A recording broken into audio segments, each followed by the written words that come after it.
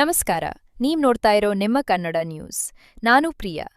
ಸರ್ಕಾರಿ ಮೆಡಿಕಲ್ ಕಾಲೇಜನ್ನು ಮಾಡ್ತೇವೆ, ಜೊತೆಗೆ ಟ್ರಾಮಾ ಸೆಂಟರ್ಗಳನ್ನು ಕೂಡ ಮಾಡ್ತೇವೆ, ಜೊತೆಗೆ ಸೂಪರ್ ಸ್ಪೆಷಾಲಿಟಿ ಆಸ್ಪತ್ರೆಯನ್ನು ಕೂಡ ಮಾಡ್ತೇವೆ ಅಂತಕ್ಕಂಥ ಮಾತುಗಳನ್ನ ಹೇಳಲಿಕ್ಕೆ ಬಯಸ್ತಾ ಇದ್ದೇವೆ. ಇಲ್ಲಿ ಹೋರಾಟ ಮಾಡ್ತಾ ಇದ್ರು, PPP ಮಾಡೆಲ್ ಬೇಡ, ನಮ್ಮದೆಲ್ಲ ತೀರ್ಮಾನ, ಇದು ಹಿಂದಿನ ಸರ್ಕಾರದ ತೀರ್ಮಾನ, ಬಿಜೆಪಿ ಸರ್ಕಾರದ ತೀರ್ಮಾನ. ನಾವು PPP ಮಾಡಲ್ಲ, ಗೌರ್ಮೆಂಟ್ ಇದ್ದರೆ ಮಾಡ್ತೀವಿ ಅಂತಕ್ಕಂಥ ಮಾತುಗಳನ್ನ ಹೇಳಲಿಕ್ಕೆ ಬಯಸ್ತಾ ಇದ್ದಾರೆ. ಅನೇಕ ಇಲಾಖೆಗಳು, ಸುಮಾರು 800 ಕೋಟಿಗೂ ಹೆಚ್ಚು ಕಾರ್ಯಕ್ರಮಗಳು ಇವತ್ತು ನಡೆದಿದ್ದಾವೆ. ಈಗಾಗಲೇ ನೋಡಿದಿರಲ್ಲ, ಶಂಕುಸ್ಥಾಪನೆ, ಉದ್ಘಾಟನೆ, ಇವೆಲ್ಲ ಇವತ್ತು ನಾನು ಅದಕ್ಕೆ ಇನಾಗ್ರೇಷನ್ ಮಾಡಿದ್ದೇನೆ, ಉದ್ಘಾಟನೆ ಮಾಡಿದ್ದೇನೆ. ನಮ್ಮ ಬಸವನಗೌಡ ಯತ್ನಾಳ್ ಅವರು,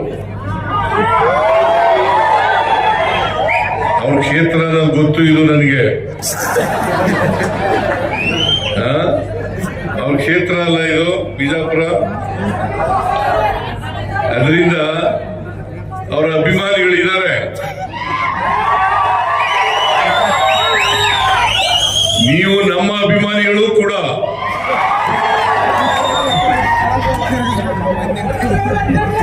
ನಿಮ್ಮೆಲ್ಲರ ಆಶೀರ್ವಾದದಿಂದಲೇ 136 ಸ್ಥಾನಗಳನ್ನ ಕಳೆದ ಚುನಾವಣೆಯಲ್ಲಿ ಗೆದ್ದದ್ದು. ಇಲ್ಲಿ ಬಿಜಾಪುರ ಜಿಲ್ಲೆಯಲ್ಲಿ ಸುಮಾರು 8 ಅಸೆಂಬ್ಲಿ ಕ್ಷೇತ್ರಗಳಿದ್ದಾವೆ. 8 ಅಸೆಂಬ್ಲಿ ಕ್ಷೇತ್ರಗಳಲ್ಲಿ 6 ಕ್ಷೇತ್ರಗಳನ್ನ ನಾವು ಗೆದ್ದಿದ್ದೇವೆ. ಅದರಿಂದಲೇ ನಾವು ಸರ್ಕಾರ ಮಾಡಲಿಕ್ಕೆ ಸಾಧ್ಯ ಆಯಿತು. ಅದಕ್ಕೆ 136 ಸ್ಥಾನಗಳನ್ನು ಗೆಲ್ಲಬೇಕಾದ್ರೆ 136 ಸ್ಥಾನಗಳನ್ನು ಗೆಲ್ಲಬೇಕಾದ್ರೆ ನಿಮ್ಮ ಆಶೀರ್ವಾದ ಬಹಳ ಮುಖ್ಯ ಅಂತಕ್ಕಂಥ ಮಾತುಗಳನ್ನ ಹೇಳಲಿಕ್ಕೆ ಬಯಸ್ತಾ ಇದ್ದೇನೆ. ಅನೇಕ ಸಾರಿ ಬಂದಿದ್ದೇನೆ ನಾನು ಬಿಜಾಪುರಕ್ಕೆ. ಸುಮಾರು 40-45 ವರ್ಷಗಳಿಂದಲೂ ಕೂಡ ಇಡೀ ರಾಜ್ಯನೆಲ್ಲ ಸುತ್ತಾಡ್ತಾ ಇದ್ದೀನಿ ನಾನು. ಕಳೆದ ಚುನಾವಣೆಯಲ್ಲೂ ಕೂಡ ಬಂದಿದ್ದೆ, ಅದರಿಂದ ಚುನಾವಣೆಯಲ್ಲೂ ಕೂಡ ಬಂದಿದ್ದೆ, ಅದರಿಂದ ಚುನಾವಣೆ ಕೂಡ ಬಂದಿದ್ದೆ, ಬೇರೆ ಸಂದರ್ಭಗಳಲ್ಲೂ ಕೂಡ ಬಂದಿದ್ದೆ. ಆದರೆ ಬಂದಾಗೆಲ್ಲ ಕೂಡ ನೀವು ನನಗೆ ಆಶೀರ್ವಾದವನ್ನ ಮಾಡಿದ್ದೀರಿ ಅಂತಕ್ಕಂಥ ಮಾತುಗಳನ್ನ ಹೇಳಲಿಕ್ಕೆ ಬಯಸ್ತಾ ಇದ್ದೇನೆ. ಬಸವನಗೌಡ ಯತ್ನಾಳ್ ಅವರು ಅನೇಕ ವಿಚಾರಗಳನ್ನ, ಅನೇಕ ಒತ್ತಾಯಗಳನ್ನ ಮಾಡಿದ್ದಾರೆ. ಅವುಗಳಲ್ಲಿ ಬಹಳ ಮುಖ್ಯವಾದದ್ದು ಮೇಲ್ಸೇತುವೆ. 160 ಕೋಟಿ ರೂಪಾಯಿ ಅಂದಾಜು ವೆಚ್ಚದಲ್ಲಿ ಮೇಲ್ಸೇತುವೆ ಮಾಡಬೇಕು ಅಂತ ಮನವಿಯನ್ನು ಮಾಡಿದ್ದಾರೆ. ಅದನ್ನ ಮಾಡಿಕೊಡ್ತಕ್ಕಂಥ ಕೆಲಸವನ್ನ ಮಾಡ್ತೇನೆ ಅಂತಕ್ಕಂಥ ಮಾತುಗಳನ್ನ ಹೇಳಲಿಕ್ಕೆ ಬಯಸ್ತಾ ಇದ್ದೇನೆ. ಗೊತ್ತಾಯ್ತಾ?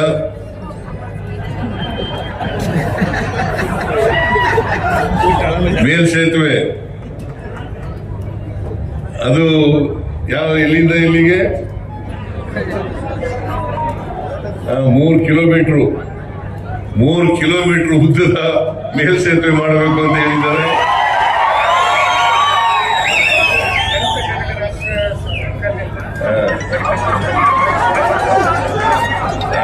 ಭಕ್ತ ಕನಕದಾಸರ ಸರ್ಕಲ್ನಿಂದ ಅಂಬೇಡ್ಕರ್ ವೃತ್ತ ಮತ್ತು ಶಿವಾಜಿ ಮಹಾರಾಜ್ ಅವರ ವೃತ್ತದವರೆಗೆ ಮಾಡಬೇಕು ಅಂತ ಹೇಳಿದ್ದಾರೆ.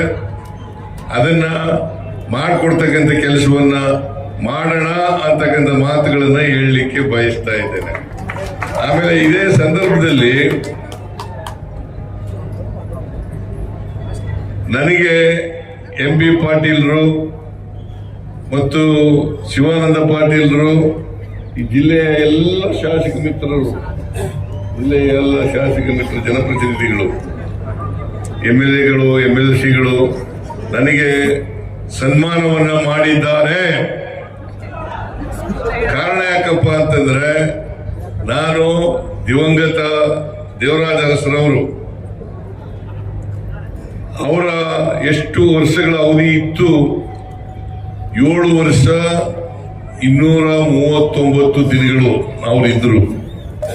ನಾನು 6ನೇ ತಾರೀಕಿಗೆ ಅದು ಸಮ ಆಯಿತು. ಈ ವರ್ಷ 2026 ಜನವರಿ 6ನೇ ತಾರೀಕಿಗೆ ಸಮ ಆಯಿತು. ಈಗಾಗಲೇ ಇವತ್ತು 9ನೇ ತಾರೀಕು, 3 ದಿನಗಳು ಜಾಸ್ತಿ ಮಾಡಿದ್ದೀನಿ ಅಂತೇಳಿ ನಿಮ್ಮೆಲ್ಲರ ಆಶೀರ್ವಾದ, ಕಾಂಗ್ರೆಸ್ ಹೈಕಮಾಂಡ್ನ ಆಶೀರ್ವಾದ, ಸೋನಿಯಾ ಗಾಂಧಿಯವರು, ರಾಹುಲ್ ಗಾಂಧಿಯವರು, ಮಲ್ಲಿಕಾರ್ಜುನ ಖರ್ಗೆಯವರು ಇವರೆಲ್ಲರ ಆಶೀರ್ವಾದದಿಂದ ಇವತ್ತು ನಾನು 2 ಬಾರಿ ಮುಖ್ಯಮಂತ್ರಿ ಆಗಲಿಕ್ಕೆ ಸಾಧ್ಯ ಆಯಿತು. ಅಷ್ಟೇ ಅಲ್ಲ, ಕರ್ನಾಟಕದಲ್ಲಿ ಹೆಚ್ಚು ದಿನಗಳ ಕಾಲ ಮುಖ್ಯಮಂತ್ರಿ ಆಗಿರ್ತಕ್ಕಂಥದ್ದು, ದೀರ್ಘಾವಧಿ ಕಾಲ ಮುಖ್ಯಮಂತ್ರಿ ಆಗಿರ್ತಕ್ಕಂಥ ಅವಕಾಶನೂ ಕೂಡ ಸಿಕ್ಕಿದೆ.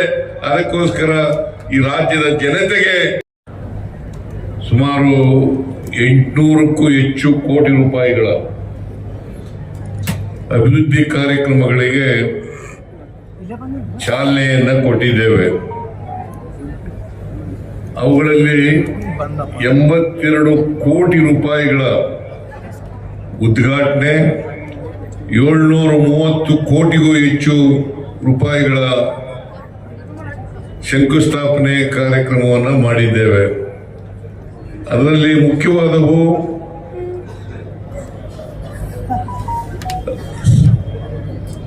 ರಾಣಿ ಚೆನ್ನಮ್ಮ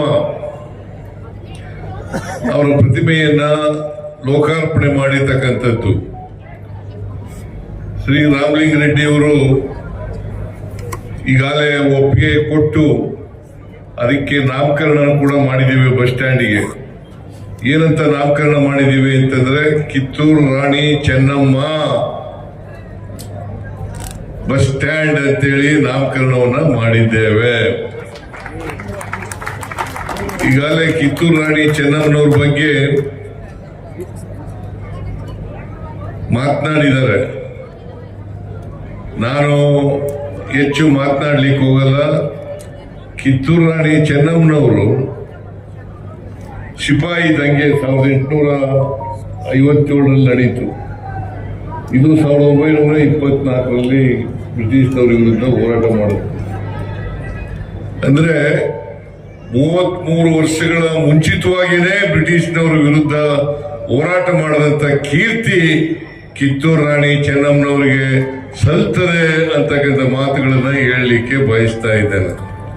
ಸಂಗೊಳ್ಳಿ ರಾಯಣ್ಣವರ ಸಾಹಸ, ಕಿತ್ತೂರು ರಾಣಿ ಚೆನ್ನಮ್ಮನವರ ಶೌರ್ಯ, ಮತ್ತೆ ಆ ಕೆಚ್ಚೆದೆ ಇತ್ತಲ್ಲ, ಆ ಬದ್ಧತೆ ಇತ್ತಲ್ಲ, ಇದಕ್ಕೋಸ್ಕರನೇ ಕಿತ್ತೂರು ರಾಣಿ ಚೆನ್ನಮ್ಮನವರು ಬ್ರಿಟಿಷ್ನವರ ವಿರುದ್ಧ ಹೋರಾಟ ಮಾಡಿ, ಛಲದಿಂದ ಹೋರಾಟ ಮಾಡಿ,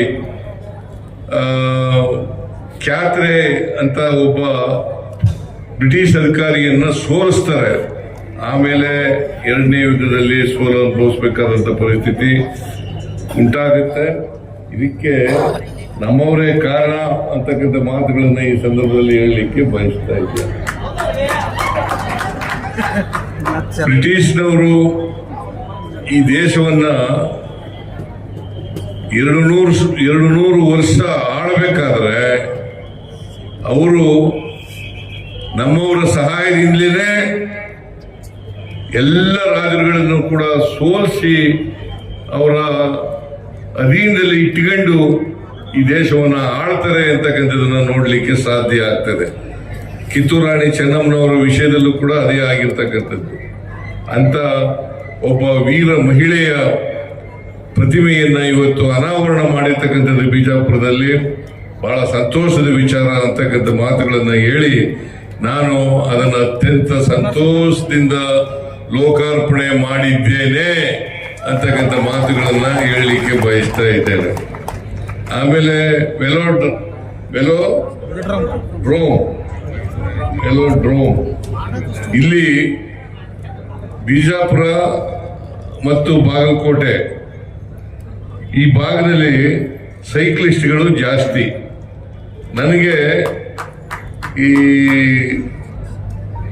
ನಾನು ಹಿಂದೆ ಮುಖ್ಯಮಂತ್ರಿ ಆಗಿರುವಾಗ ಬಿಜಾಪುರದಲ್ಲಿ ಒಂದು ವೆಲಾಡ್ರೋಮ್ ಅನ್ನು ಮಾಡಬೇಕು ಅಂತಕ್ಕಂಥ ಮಾತುಗಳನ್ನ ಹೇಳಿದಾಗ ನಾನು ಅದಕ್ಕೆ ಒಪ್ಪಿ ಇಲ್ಲಿ ಇಡೀ ರಾಜ್ಯದಲ್ಲೇ ದಕ್ಷಿಣ ಭಾರತದಲ್ಲೇ ಇದು ಮೊದಲನೇ ವೆಲಾಡ್ರೋಮ್ ಅಂತಕ್ಕಂಥ ಮಾತುಗಳನ್ನ ಹೇಳಲಿಕ್ಕೆ ಬಯಸ್ತಾ ಇದ್ದೇನೆ. ಈ ಭಾಗದ ಸೈಕ್ಲಿಸ್ಟ್ಗಳಿಗೆ ಅನುಕೂಲ ಮಾಡಿಕೊಡ್ಬೇಕು ಅಂತಕ್ಕಂಥ ಮಾತುಗಳನ್ನ ನಾನು ಈ ಸಂದರ್ಭದಲ್ಲಿ ಹೇಳಲಿಕ್ಕೆ ಬಯಸ್ತಾ ಇದ್ದೇನೆ. ಇನ್ನೊಂದು ಬಹಳ ಮುಖ್ಯವಾದಂತ ವಿಚಾರ, ಬಿಜಾಪುರದಲ್ಲಿ ಮೆಡಿಕಲ್ ಕಾಲೇಜ್ ಆಗಬೇಕು ಅಂತಕ್ಕಂಥದ್ದು. ಹಿಂದೆ ಬಿಜೆಪಿ ಸರ್ಕಾರ PPP ಮಾದರಿಯಲ್ಲಿ ಮಾಡಬೇಕು ಅಂತ ಹೇಳಿ ಮಾಡಿತ್ತು. ಆದರೆ ನೀವು ಹೋರಾಟ ಎಲ್ಲ ಮಾಡಿದ್ದೀರಿ.